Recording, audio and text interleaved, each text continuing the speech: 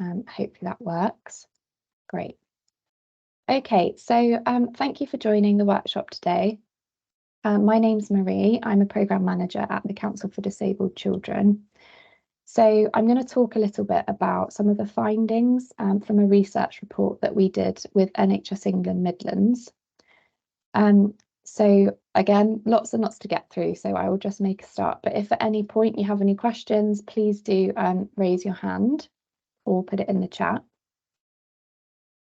So a quick kind of run through of what we're going to talk about in this session.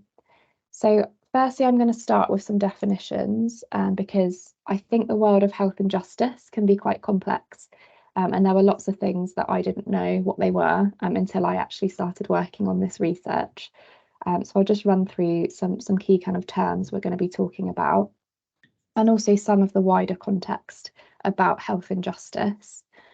Then I'm going to talk a little bit about where this research came from and kind of what we were trying to achieve with the research before looking at some of the key findings from the research. So I'm going to particularly focus on some of the national data that came out of the research and talk a little bit about what we were looking for in the local data, but won't go into detail with that.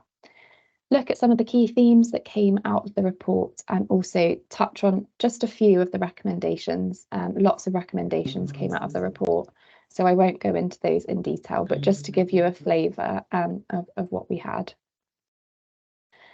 So I'm going to start with what liaison and diversion services, or L&D services, are. It's a bit of a mouthful, so that's what I'm referring to when I say L&D services. So I'd be really interested to know, just by way of a show of hands or in the chat, who knows what L&D services are, who kind of is confident in their knowledge of what they are and what they do. From your job titles, I think lots of you will be, but no shame if you're not, because I didn't know, I hadn't heard of them before I started this report. So please give me a signal if you feel that you know confidently what the services are and what they do.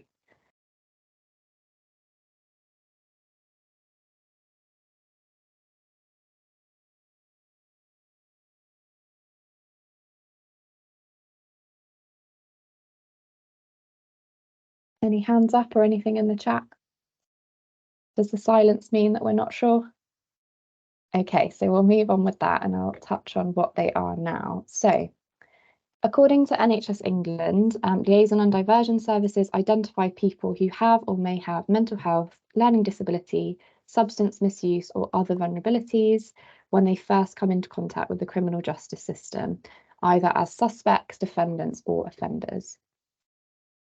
So they were originally recommended in 2009 by Lord Bradley as a way of diverting people away from the criminal justice system.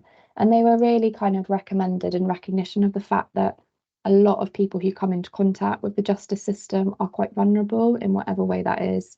And they may have been led to where they are due to having unmet or unrecognised needs or difficulties in their life. So they were originally recommended for adults, but they have thankfully since expanded their remit to children and young people, and that's kind of where our research comes from. And the key purpose is really around early intervention. So the police, the youth offending teams, or the courts might refer a young person to a liaison and diversion team in their area if they think they might have needs like a learning disability and or autism. The main activities of L&D services are set out in the standard service specification, which I have linked to there. So you'll get the slides after this workshop if you're interested in looking at that in a little bit more detail. They include lots of things like identifying needs, screening for needs, sometimes assessing for needs, or referral onto other services, whether that's for assessment or kind of wider support. So they also kind of are intended to provide information to people making decisions about charging and sentencing as well, so that any needs can be taken into account. And kind of all of this is to say that L&D services are expected to help reduce reoffending, reduce unnecessary use of police and court time, and ultimately, and most importantly, reduce health and justice inequalities for some of the most vulnerable people in society. So that's what L&D services are. A little bit of context kind of about health and justice system more generally. I've only just picked a couple of things here. There's lots and lots going on in this space. But in recent years, a greater focus has been kind of placed on diverting young people away from the criminal justice system, as well as supporting people with learning disability and autism more generally. So I've got a couple of examples here. So I've linked to the NHS Health and Justice Framework for Integration, which was released last year. And that includes some commitments to support people with neurodiversity and complex health needs, as well as improving the health and well-being of vulnerable children. And that document is intended for lots of people, including commissioners, and is really hoping to tackle health inequalities that this patient group face and kind of improve their life chances as they move through the criminal justice system. As well as this, so in May last year, the government announced its commitment to invest about £300 million over 3 years to support local authorities across England and Wales to prevent offending earlier. And part of that includes an early intervention scheme for young people called Turnaround, which is providing £60 million to youth justice services. And it hopes to improve outcomes for children at risk of offending, but who don't currently meet the threshold for statutory support, which can be quite high. So that's a really important piece of work that's really aiming to stop those young people falling through that gap there. So that's just a few examples. I feel like it's really important to say here that other really, really important factors like racial disproportionality in the diversion system weren't included for this report because it's such a big topic and I think worthy of its own research. But they are the subject of lots of other research, especially by the Centre for Justice Innovation. And I've linked to a report there which is looking into some of the barriers that young people from BAME backgrounds face when trying to access diversionary work and support. So if you're interested in that, please do take a look at that. So that moves us on to some of the kind of context of where this research has come from. So we were commissioned by NHS England Midlands to conduct a review into how effectively liaison and diversion services and a Young Offenders Institute are supporting and meeting the needs of children and young people aged 10 to 18 with diagnosed or potential learning disability and or autism. So obviously this was based in one area in the Midlands, but many of these challenges exist across the country. And we saw that throughout our research looking at the data. And also through conversations with staff who'd worked in other parts of the country. So hopefully this will be really applicable to everyone here. So the research involved looking at lots of things. So we looked at the data. So we looked at local data. So LDIP, which stands for Liaison and Diversion Indicators of Performance Data. We looked at CYP from the Young Offenders Institute, which stands for Children and Young People's Indicators of Performance Data, quite a mouthful. As well as health needs assessments, so lots of data. And we spoke to lots of different people as well, including liaison and diversion and the YOI staff from the wider youth justice system and youth offending teams in the area, and of course, children and young people and families with lived experience of this system and these services. So from our conversations, especially with children and young people and families, it was really clear that many people who end up in contact with the justice system have quite high levels of need, and that their needs, their learning disability, their autism may have played quite a significant part in leading them to offend. So, you know, some of the parents that we spoke to explain that their child's needs means that they're more vulnerable to being quote unquote easily led by others, to copy the behaviour of others, and to be taken advantage of. But it was also clear from the staff that we spoke to that there are really high levels of commitment to supporting children and young people, which was really, really great to see. And there were lots of good practice examples in the L&D services and the Young Offenders Institute as well. But a recurrent theme that came out through the research was that a lot of this is reliant on the commitment and knowledge of individual staff members, like wanting to make a difference, rather than there always being clear processes and pathways in place. So whilst a lot of children are getting excellent care and support, it does mean that some are at risk of falling through the gaps and getting trapped in this system and not having their needs met. Our research also involved doing some case studies of young people who had kind of been involved in L&D services, youth offending teams, and the Young Offenders Institute. So we spoke to staff members and they kind of gave us a real life case study. And we looked at that young person's journey, their background context, kind of their journey through the system, their outcomes of that journey, and kind of reflections on what did and didn't work so well. And we took those reflections into account when coming up with our key themes for the report. So that's just to kind of give you an idea of some of the work that we did. And we're also very proud of what these look like because we worked with a designer to kind of design those. And I think they kind of represent that journey in a really nice visual way. So we'll move on to the next slide. So we'll delve into some of the key findings in terms of national data. So according to ONS and MenCap data, around 2.5% of children in the UK have a learning disability. So that's around 350,000 children and young people.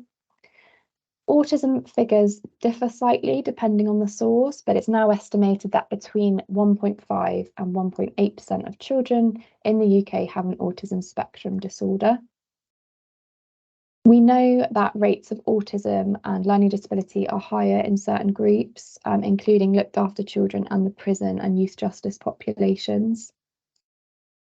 But it's clear that there is a lack of comprehensive prevalence study or reliable rates of learning disability or autism in the criminal justice population.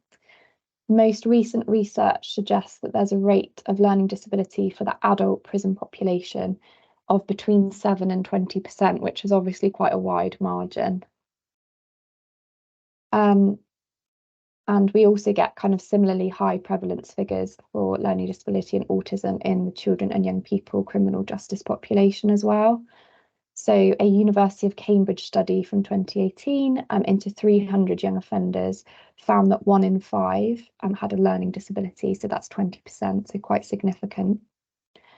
And a report from the Youth Justice Service and the Ministry of Justice from a couple of years ago didn't report on rates of learning disability or autism, but it did find that around 71% of sentenced young people had significant speech, language, and communication needs, and 68% were assessed as having concerns with learning. So it's clear that this population have quite high levels of need.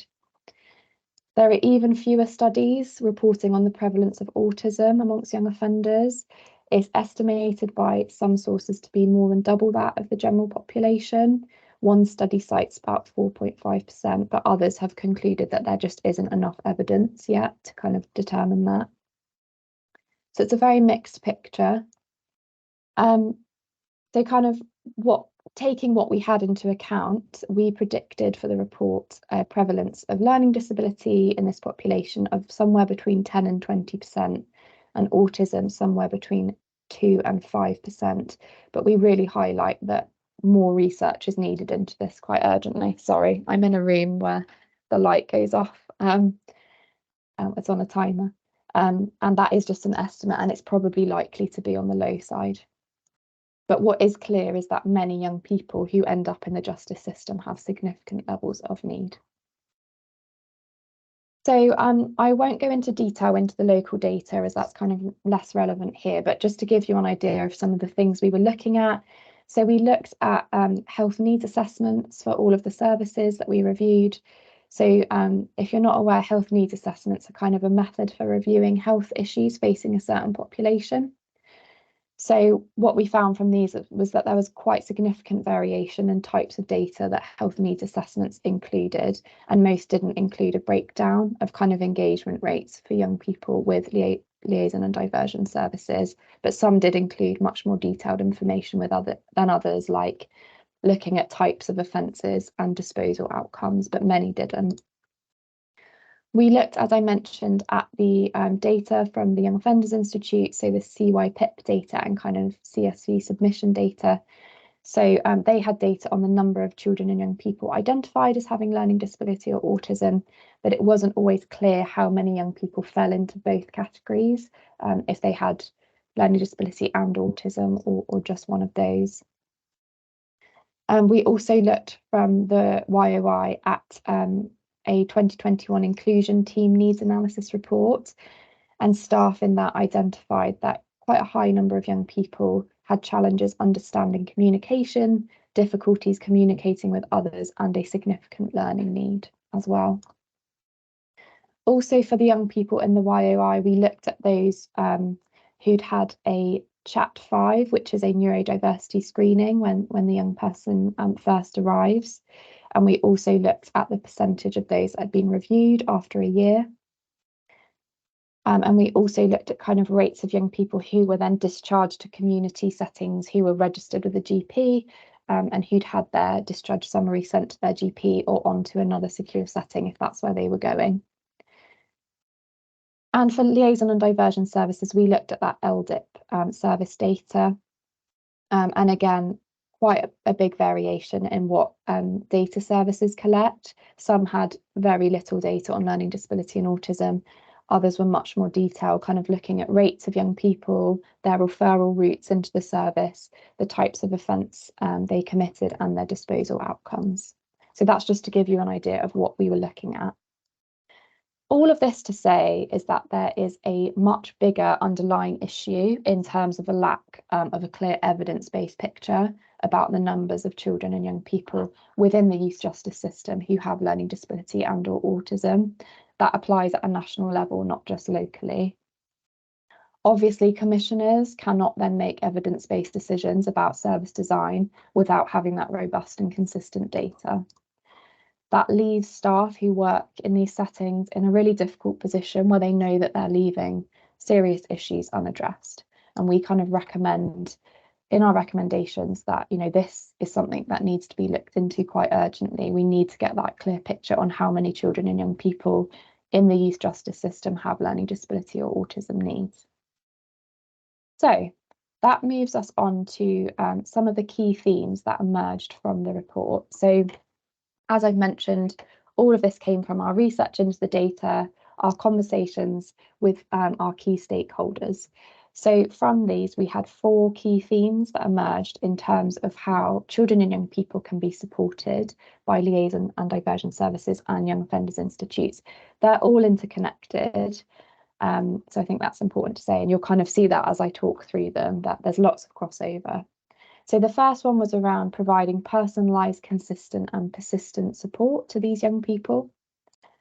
The second was around the kind of remit and scope of L&D services and kind of what they're actually expected to do.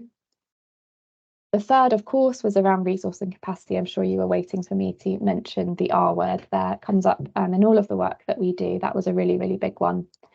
And the final quite big theme was around processes, the processes that are in place around kind of joint working, information sharing, things like that.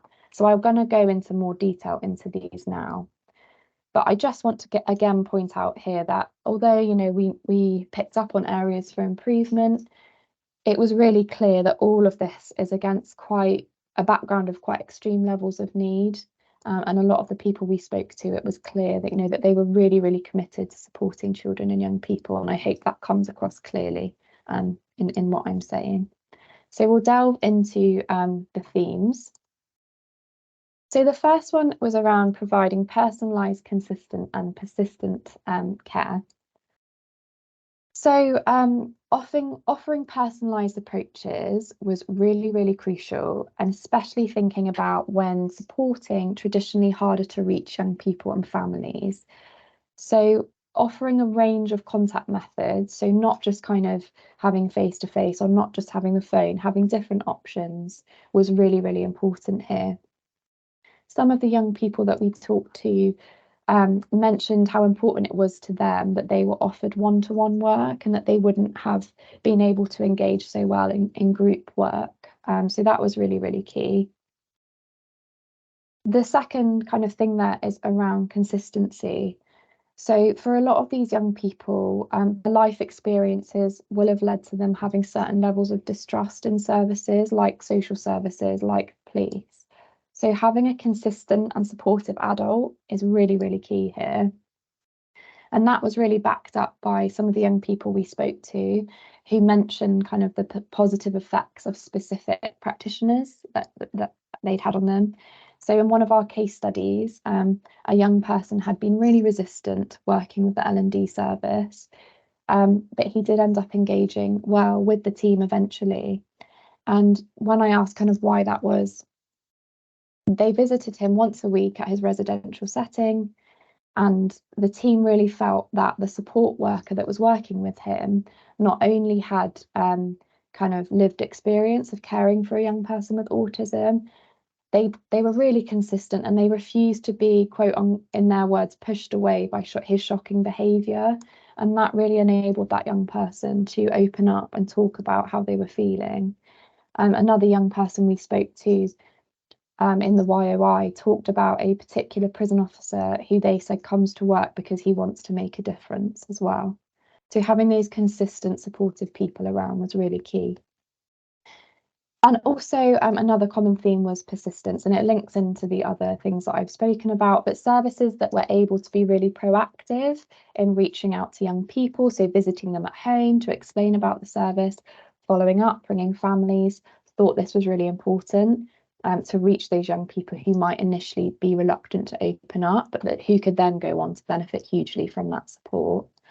So some of the services we spoke to talked about how important it was to not reject a young person who'd previously declined involvement from the service.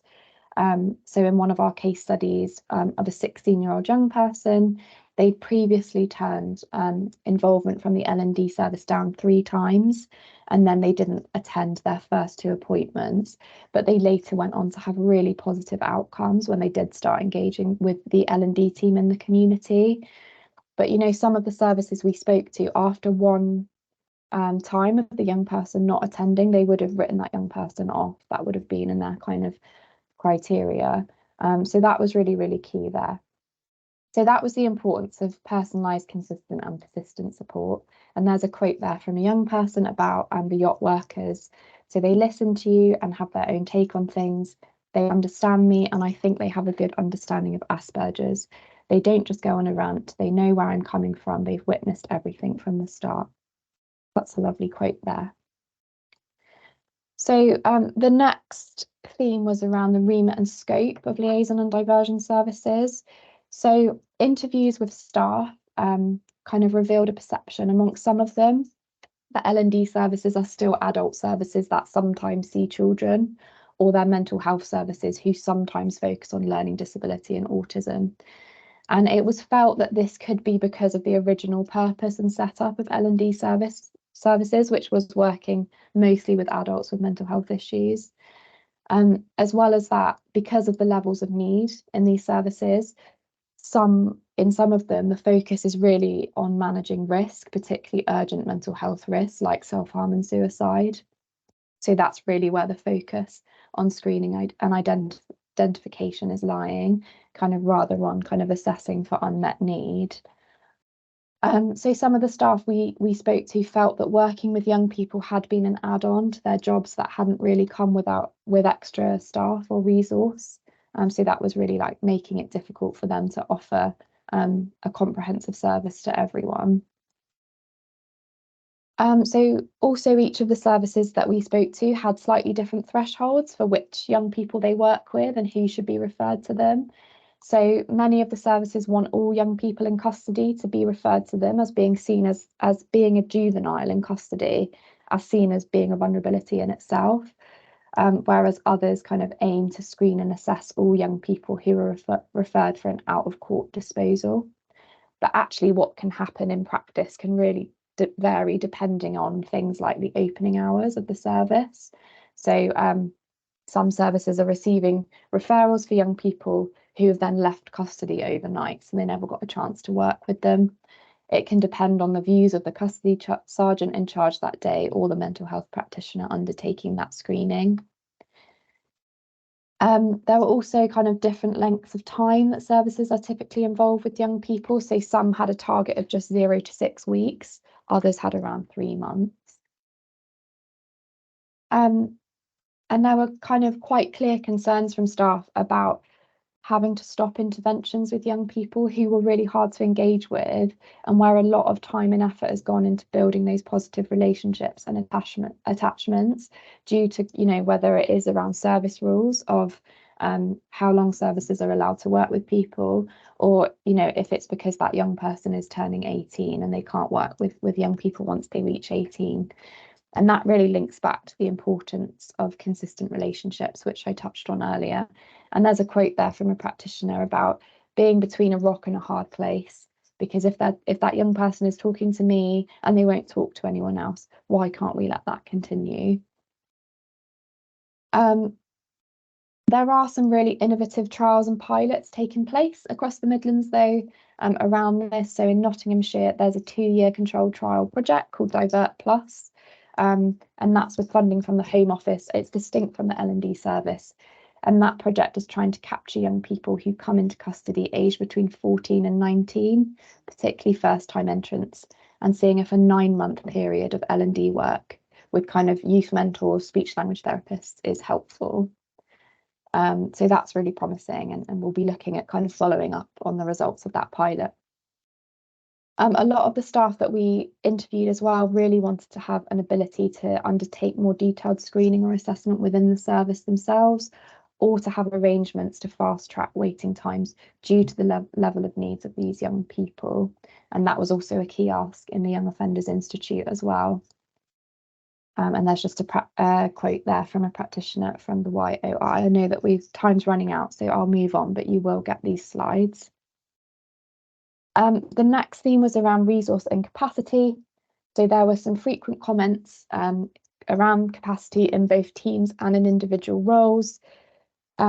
Inconsistent funding came up. So for certain roles like speech and language therapists and emotional wellbeing workers, that services had these before, and they were really, really positive for the young people, but funding had run out for those roles. Also lots of difficulties recruiting and retaining staff as well. Lots of varying offers, a bit of a postcode lottery in terms of what support young people have access to. So some services were offering much more comprehensive support, whilst others were kind of sticking to assessments and then referring on to other services.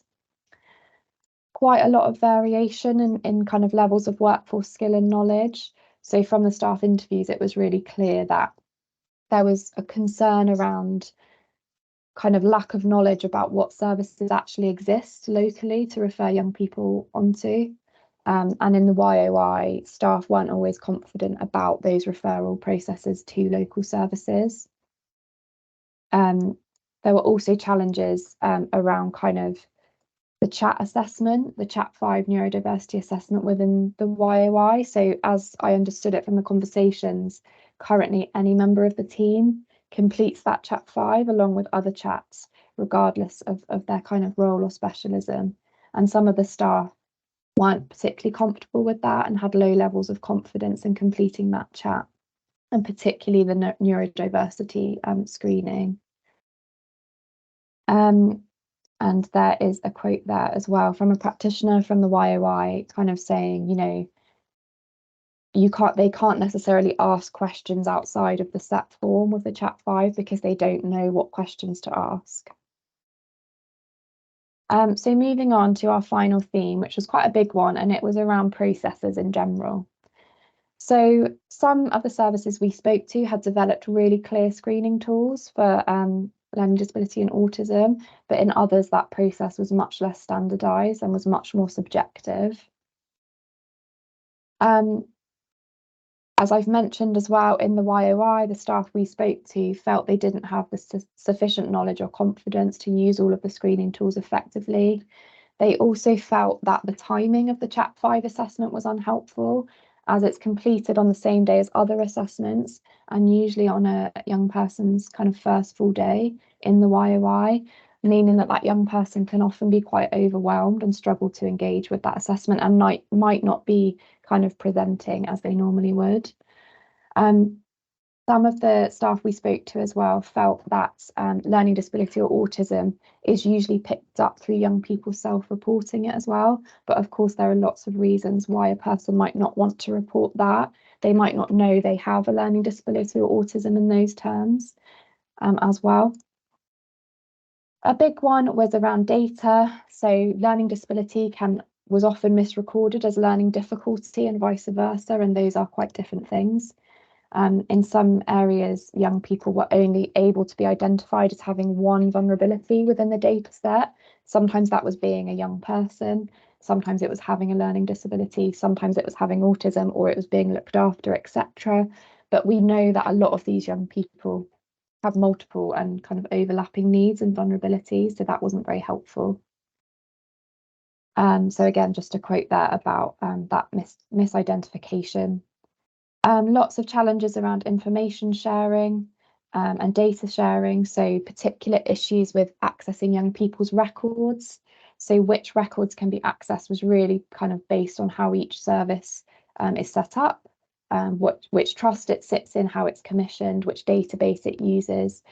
And there was also a lot of variation amongst L&D services in their ability to kind of follow up on information. And a lot of that comes down to capacity. Some services felt they were able to kind of ring around, others just didn't have the capacity for that.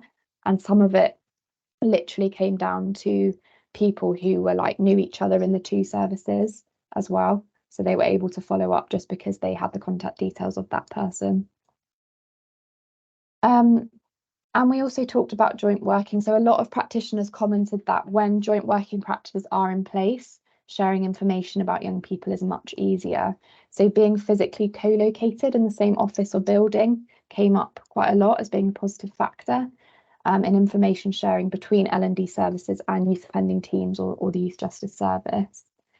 And we also heard of some really cool examples of services working together to reduce duplication and to stop young people from having to tell their story many times over. So, for example, joint visits between the L&D team and the yacht as well.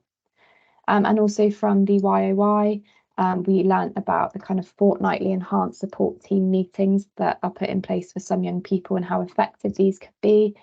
But they can be quite hit and miss depending on who attends. So ideally, you would want a wide range of attendance, including the young person there. And when that was happening, they were great, but that wasn't always happening in practice. Oh, okay, so I've talked a lot. We've got about 7 minutes left. I do quickly want to talk through some of the recommendations with you, but I just wanted to pause here for a minute or two to see if anyone had any thoughts or reflections or questions or kind of anything that didn't surprise you or really did surprise you. Do feel free to kind of come off mute and share any thoughts you might have at this point. Hi, Amy. I didn't see you there. Hi, Marie. Can you not see my camera? No, I just didn't see you come in at the start. No, it's okay.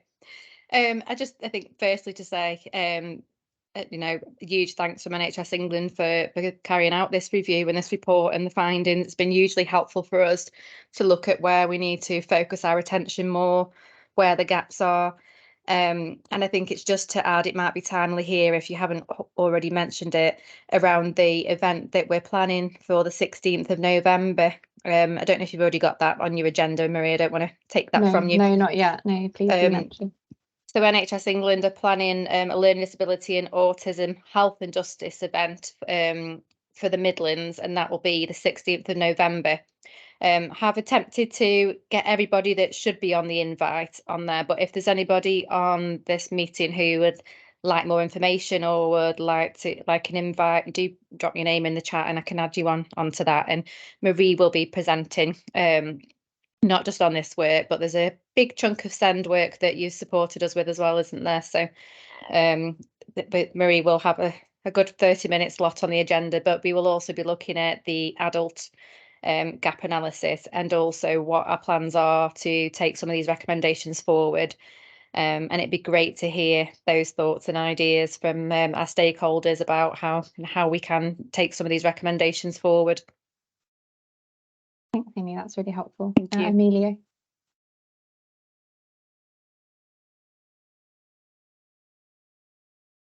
We can't hear you, Amelia. I don't think we can. Sound's not working. No. You can see your mouth moving, but no sound.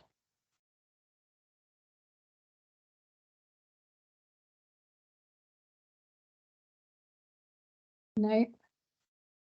Do you want to write your comment in the chat?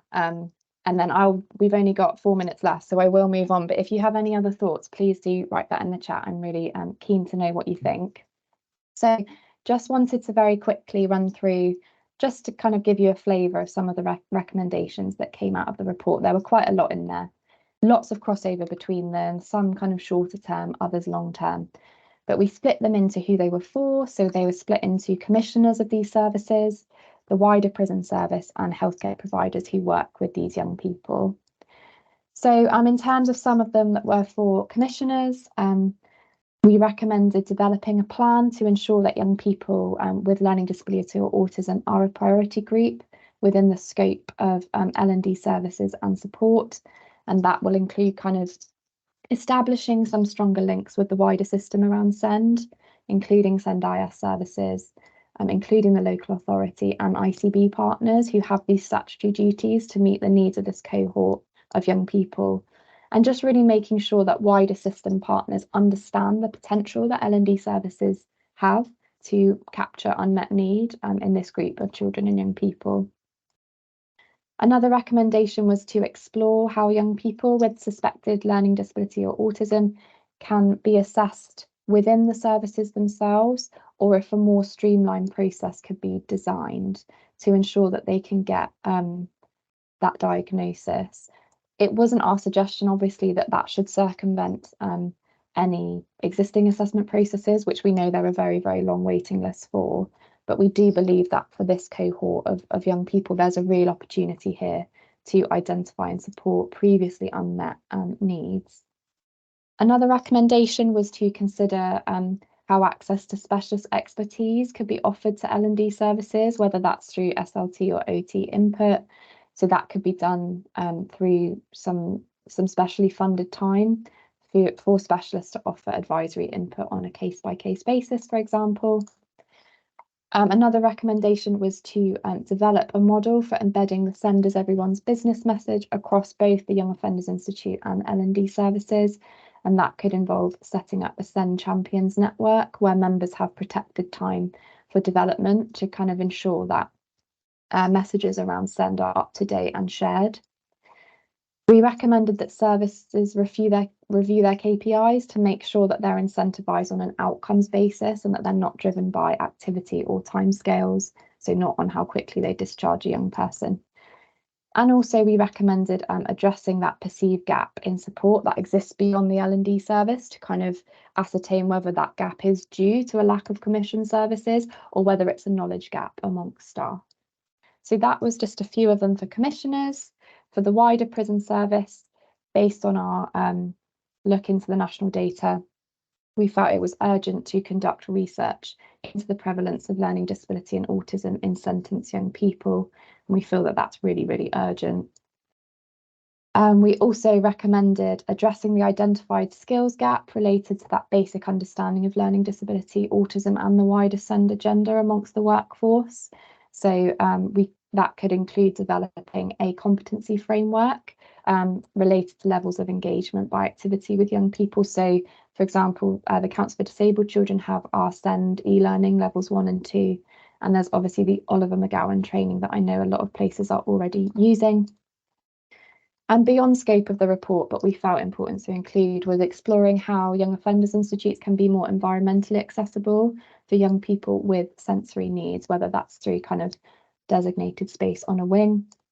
And finally, for healthcare providers, YOI specific, consider the recruitment of a specific LDA specialist role in the clinical team who can take on the responsibility for that Chat 5 neurodiversity screening and provide an advisory role to the wider team. And we've referenced the Bourne and Bradford model of autism assessment in schools there as a really valuable example of kind of assessing within a setting, and some of the kind of principles and values could be carried across there. And consider the Chat 5 neurodiversity assessment being carried out at a bit of a later stage, including a way to capture any later observations made of the young person since arriving in the institution. And finally, consider those enhanced support team meetings I talked about being held with the young person in attendance for the full meeting. We heard that young people might often attend for part of the meeting, but really if it's about them, they should be included in the whole process. And it's about thinking, how can we make those meetings fully accessible for that young person? So I've definitely talked enough. So I'll stop there You've got about a 9-minute break now between this workshop and your next workshop. But my email address is there if you have any questions that you'd like to ask about the research or about this space in general, please do let me know.